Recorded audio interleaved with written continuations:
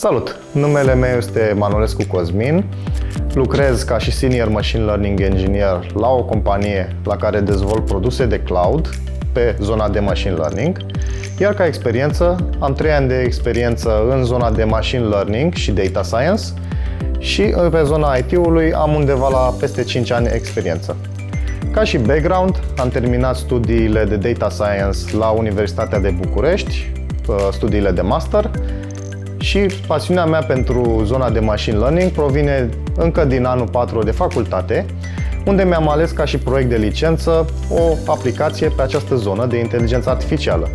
Mai exact, această aplicație am vrut să fie un sistem de securitate bazat pe recunoaștere facială. Începând să lucrez la acest proiect, am descoperit cât de multe am de învățat și cât de interesantă este această zonă, lucru care m-a determinat să încep să studiez din ce în ce mai mult. Ca și pasiuni, eu sunt foarte pasionat de tot ce ține de învățat și îmi place să învăț lucruri despre dezvoltare personală, investiții, bineînțeles și zona de machine learning, dar îmi mai place pe lângă acest lucru să merg la escape room-uri, să ies în oraș cu prietenii sau să călătoresc. În timpul liber îmi place, pe lângă aceste activități menționate mai devreme, să stau și să petrec timp cu prietenii, cu iepurile, cu familia. Îmi place să comunic cu lumea, îmi place să socializez foarte mult și dacă vom ajunge să lucrăm, veți vedea că vom avea o experiență foarte plăcută împreună.